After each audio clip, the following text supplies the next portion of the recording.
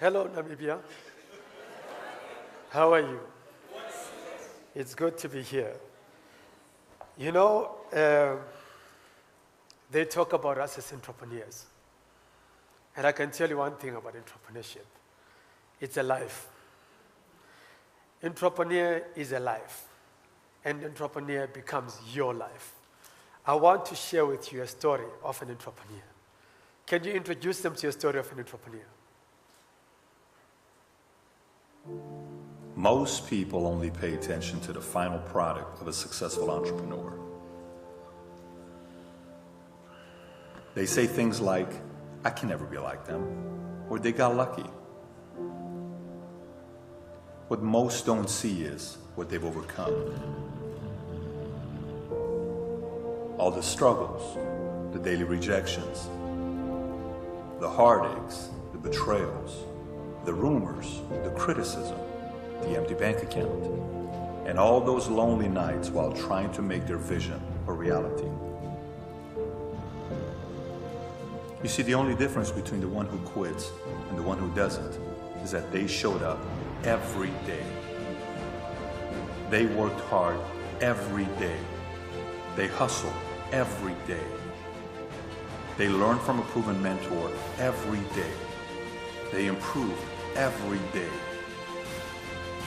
They did all this even though they felt like quitting every day.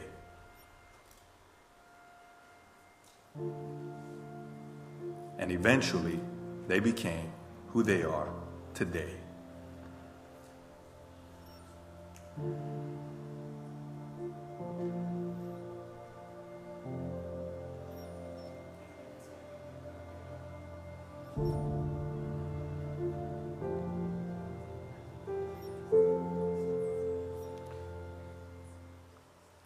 In the end, your success will speak for itself. I will share a story with you of where I come from to be where I am today. Am I allowed to do that? Yes. Should I start with that? Yes. You see, I was born in a shack, in a township, behind a funeral parlor, which in other words means behind dead people. And I was being alive behind dead people. You see, most of us don't understand that. You see, your future is not determined by where you come from. You have an absolute choice and an opportunity on a single day, on a daily basis, to choose where your future must be. I was raised by a helper for a good 3 months because my mother was a nurse. So she was not around to look after me. And on top of that, 5 years later, my father, who was starting to do very well, passed away. So we were a broke family for a very long time. My mother decided that she's going to take me to a rural school in the boarding school because she couldn't afford to look after us. So she took me to a rural school in the Eastern Cape called Tubaletu. There we hardly spoke English. You listen to my English now, I'll tell you how I got to this English. There, on a yearly basis, our job was to run away from police. The township was used to us because every year we toyed, and every year we ran under the beds of the people of the community. So they got used to us. So I repeated classes 3 times. They call them grades, right? I repeated 3 times because every time we were about to write exams, we toy. I wasn't sure whether it was a plan of the guys. I wasn't sure what's going on. But all I knew was that before we write exams, I know we're going to toy. Because obviously it was a Bantu education. And as a result, after those 3 years of repeating the same class 3 years, my mother took the money that my father was supposed to have and used it for me for university and asked, can it be used to take me to a private school? So I was taken to a private school called Woodridge. Now, Woodridge is a private school. Everything is private about it. Even the English was so private that they said, you don't understand private English, so let's make you repeat the same class again. So I repeated classes 4 times. You must remember that I was by far the oldest guy in that class. And then my life continued. I told myself that this private English that may be repeated by, I'm going to learn it as hard as possible. So I spoke English with every single person at school, including the cleaners, and because I wanted to deal with this issue of this private English.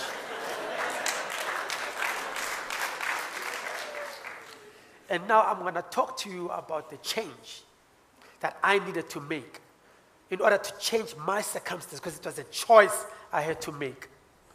And my choice was to change. So what I did to change, in speaking that private English, there was a competition when I was in grade 11. That write this competition, it's by multi-choice. They are introducing multiple channels in South Africa. Write an essay, 1-pager on how you do it. What happened is that was a competition for all the schools in the country. So there was about 10,000 young people in the country that participated in that competition. And out of 10,000 young people, I came number 1. I beat them in their own private.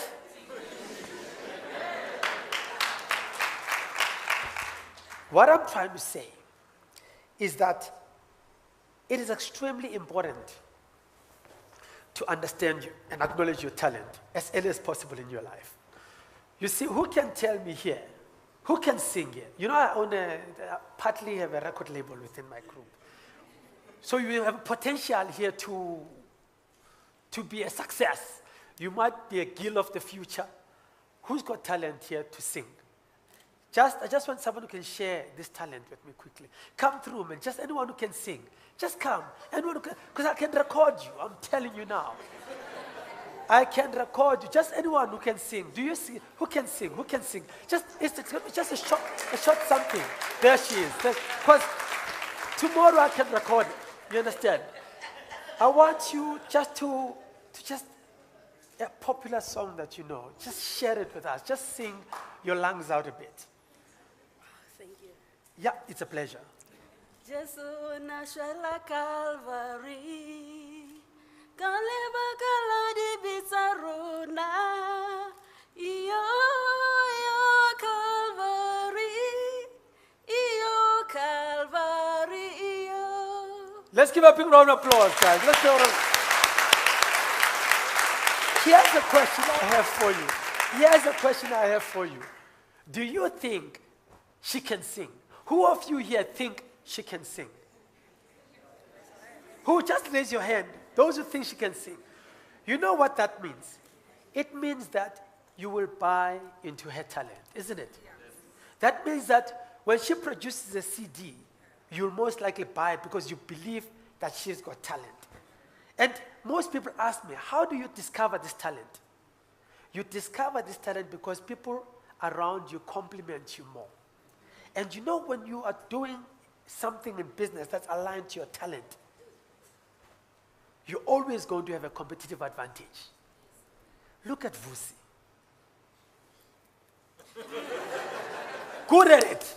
So you'll always have a competitive advantage. So that's what it does. So talent gives you a general. So if you're a great designer, if you've got an eye for design, you'll most likely have the best designs in the country, whether it's interior design, deco, whatever, isn't it? If you're a Da Vinci, you'll have the best designs, isn't it? So you must always acknowledge your talent as quickly as possible in life, but even the ones of your kids. So always, if you note, most of the successful people in the world who have become world class is because their parents identified their talents at a very young age. Talk about Tiger Woods, isn't it? Michael Jackson, Whitney Houston, Tony Braxton. I'm just talking about entertainment because I'm in that space, okay? But otherwise, I'm just saying you can be talented in other areas and you can excel. But those people are well known. But here's the problem. Other people refuse. Other people, they want to be like Vus. They want to be like Gil.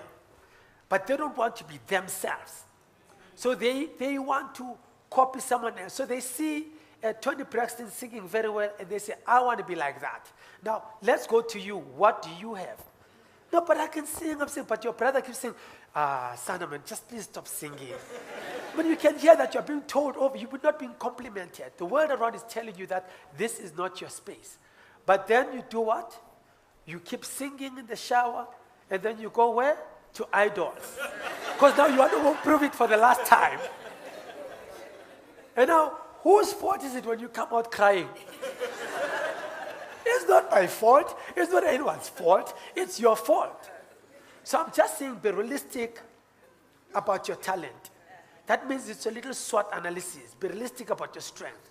Because even in business, don't do what you know you are useless at. You know what I'm saying? Hire other people around you who have those competencies and those talents. Do you get what I'm saying? Yes, if you are intending to sing, but you've got strong management skills, then manage artists, because you're still in the same space. You understand what I'm saying? So what I'm trying to say is that align your talents very, very well, but if you don't have them, complement them with people around you who have them. That's the first lesson I learned. Is that fine? So that's how I used that's the first principle I use even today. Now let's go back to the second principle.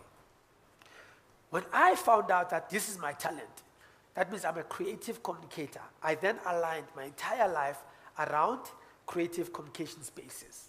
So the second thing I did, because now my mother had finished my money by taking me to this private English school, I then needed to go to where I was supposed to be. So I passed fairly well, but the problem was that now there was no more money. So principle number 2, I had to take a serious risk. So the second thing I'd like to share with you is that you must appreciate risk.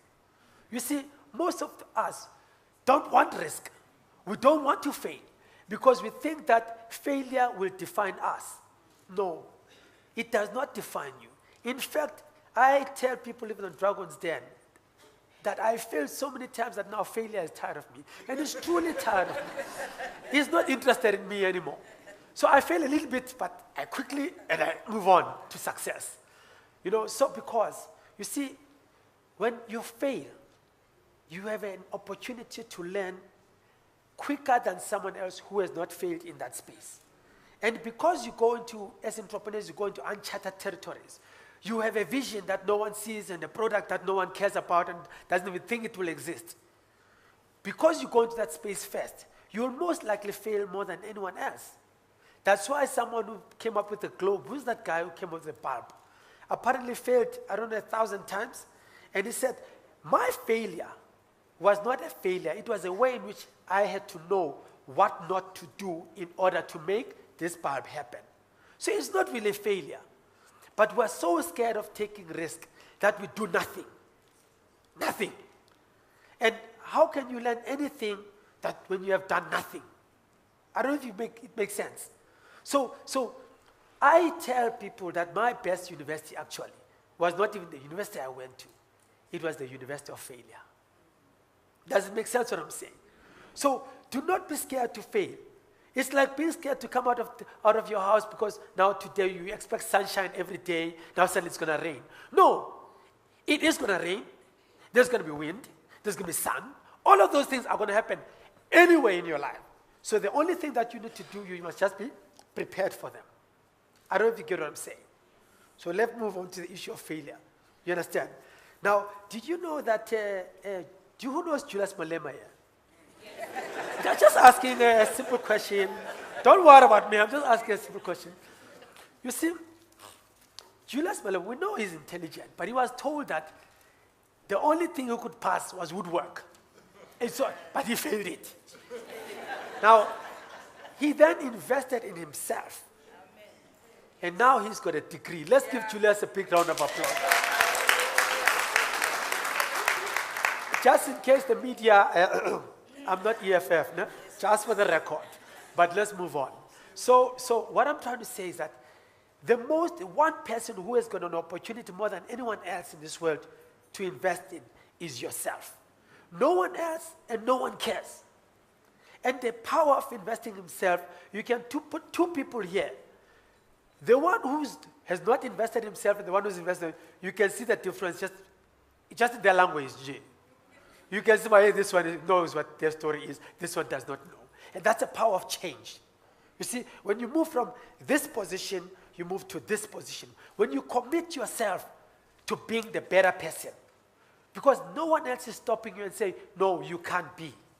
You can decide today and become the advisor to Barack Obama. No, is it Barack Obama, not Bin Laden? No, sorry, Barack Obama. I've got it right, yeah. So you can anytime decide to be whatever you are. But in the space of an entrepreneurship, your power lies in the knowledge of your space. You see, I read a book when I was broke. And that book was by Aristotle Onassis. The book by Aristotle Onassis said, whatever business you go into, know it in and out. The advantage of understanding the business space and knowing everything is that no one is going to take advantage of you. And also the fact that if you know your business, if you're a plumber, and you show me that you know your plumbing, whatever you are doing, I'm going to trust you with all my heart. But the minute I see some, and I feel that I know better than you, what does it do to you? It kills you. Because knowledge is power. After all is said and done, you can do business only with knowledge. You don't need funding.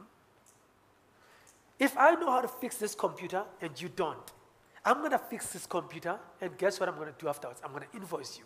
Did I need a business plan for that? Nope. I just used my skill because I've invested in myself to be highly skilled. That's the key word here. Become highly skilled that when people have to fire you in your company, they think twice, no matter how much ish you give them. But they must think twice because you are highly skilled. Imagine now if you're a highly skilled entrepreneur. Don't you think that it will make you absolutely valuable to the country? And that's why I built up my skill the way I've built up my skill. I can produce a magazine in 5 days, a full-fledged magazine in 5 days. That's how highly skilled I am. Now, I'm moving away now from personal growth. What I've just shared you is 3 things about personal growth. I shared you the talent, I shared you the appreciating risk, and I shared you upskilling yourself and investing in yourself. Let's park those aside. Let's go to business. Let's go to business. You see, when I went to school, the University of Natal, I hustled myself out of university, but there's one thing I saw.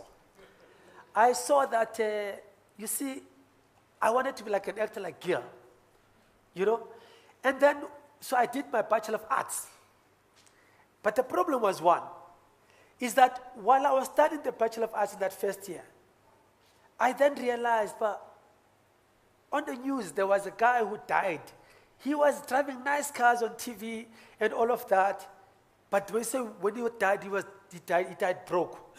They had no money to bury him. But I said to myself, but when I was young, I saw this guy driving nice cars on TV. What's going on here? That's why I became an actor. I wanted to become an actor. And then they said, no. You see, what's on TV is not real. I said, what? They said, no, it's not real. Those people get borrowed those cars. It's not their cars. I immediately changed my degree. Immediately changed my degree to BCom. Because I knew this is commerce now. You can't go wrong. They can't say what you've got is fake. I changed my degree to BCom, and then I said to myself, now it's time for commerce. Now, can we talk commerce now? Yes, let's talk commerce. Firstly, what I learned in commerce and what I experienced in commerce in my life is that time is probably your most precious asset you have in the world. And there's 2 things about time. Do not spend your time with the wrong people. You see, the time that you spend with the wrong people who don't add value to your life is a very expensive time. Especially people who bring you down. That's even more expensive. Don't worry the useless guy who doesn't know anything. Worry more about the guy who's negative. And then also try and choose your partners and people around you very carefully. From your suppliers, to your partners, to your clients. Even clients. You want the right clients. You understand what I'm saying? So what I'm saying is that, but use that time every day very effectively and do not waste it. Because time is money. It's clear. Whoever came up with that thing was not drunk. They were not drinking whiskey at night. They were very clear about that time is money. Do you get what I'm saying? So here's the second thing about time. What numbers are you making in that 24 hours in that time? You see, we all have the same 24 hours. The question is, how much is Gil making in that 24 hours versus you? So if you are doing gardening and your whole day you are making 200, you better change the numbers. Because in one day he's making 200, he's making 20,000 or 200,000. Then you must change the numbers. So if you're in catering, you're working hard the whole day for 3-4 days for a week, and you only make 5,000 rands, I'm going to talk in rands. And then someone in a week is making 5 million. Then you must be worried. And the only way to change the numbers is to go back to the concept of upskilling yourself.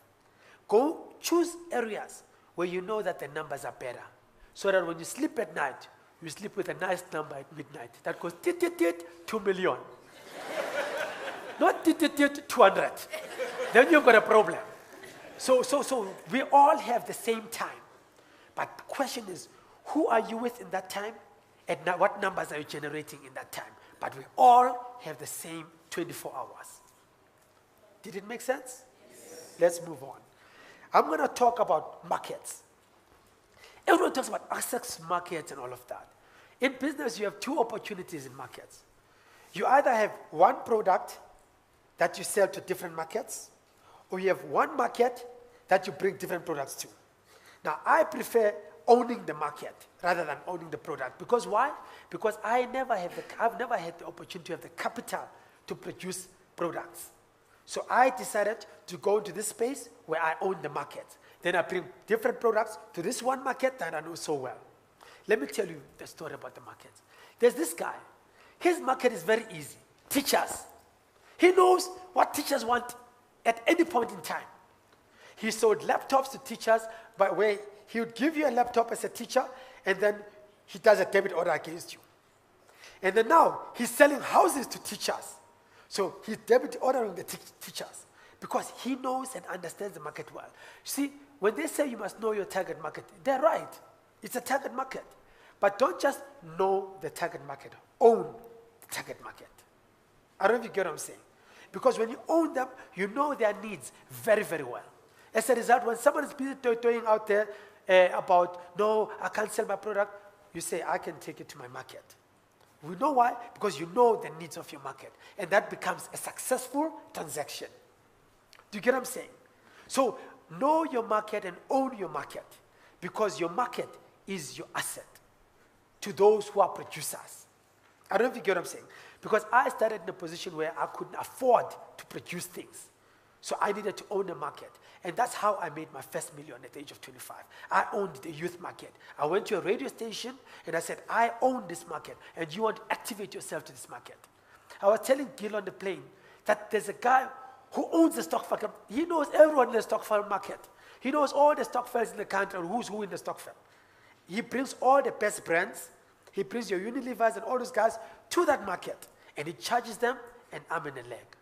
And that's what I did with my group. In the different entities in my group, I own the municipal market, I own the entrepreneurship market, so I know those markets very well. So when I bring products to them, I charge the people. So does it make sense? Let's move on to the last one. The last one for me is that who said you have to always have money in order to do business? Is funding that necessary? I don't know. You tell me. I've never been funded by anyone in my business life. Never. By anyone. Every part of my business has grown from what I started and what I've developed. So I always believe that there's 3 ways in which I structured my funding myself. I start with the business where it generates money every day. which is my short-term business. Then I've got monies that pay me on a monthly basis where I have to invoice. Other businesses, it's over the counter. I get paid every day. The other one is I get paid in 30 days. Other ones take forever for me to get paid. Those are the long things. Other people who start with those ones who take forever to get paid. Then someone gets very broke and they start going to hustle everyone. You understand? So I'm just saying that in business, you have to, if you're going to start like me, you have to try and start with the business. Even if it's a car wash, it doesn't matter. Let people wash cars and all of that, but at least you've got that cash flow on an ongoing basis. Do you get what I'm saying? But at the same time, there's another opportunity for you on how to sustain yourself in the early stages of your business. Is that when you, as an entrepreneur, have got a product or a skill, you are able always to barter that skill. So how I made my first million was actually through bartering. So what I did, I went to this radio station. I said to this radio station, I will give you my market, you give me airtime. The biggest mistake that I made was to give me 500,000 worth of airtime in a paper, in a piece of paper. That was the biggest, because I bartered that thing like you cannot believe. I took to host that event, I literally paid nothing. I went to the guys who do sound. I said, here's 500,000 worth of advertising. Give me 250,000 worth of sound. And they agreed. Wow. Same piece of paper. I went to the guys that do security. I said, guys, you do security. Here's 500,000 worth of airtime. Let me barter with you. Give me 300,000 worth of security. They agreed. And then I went to the guys that do catering. I bartered with them. Because the value that I was giving was not necessarily a cash exchange. So it doesn't mean that you must be stuck to a cash exchange in order to transact. You can barter, which is what I still do today with my magazines and my media group. We still do a lot of bartering, but bartering is value. You are allowed to exchange value in life. As a result of that, that first event happened, and for the first time in my life, I was 27 that time. And you know, I set 3 goals in my life, because my mother was so beautiful. And I couldn't understand why, when I was coming out of school, I was broke, I didn't have money to go to university. She just couldn't have married a rich guy while I was still at school. She had all the time in the world. You understand what I'm saying? I mean, she was so beautiful. That's why I have decent looks. You understand? So for me, I just couldn't understand. So, and I was very angry when I finished my matric at 20 years old. I was very, very angry. I said to myself, I don't care what happens, but at the age of 25, I want to be a millionaire. At the age of 35, I want to become a multi-millionaire. At the age of 45, I want to be a billionaire. That's what I said. I set them far away so that I don't panic too quickly. So at the age of 25, I started panicking. And that's where I started this thing of the value exchange. And through that value exchange, I made my first 1.5 million with no funding, no support, no nothing, just using the principles that I've shared with you and that value exchange.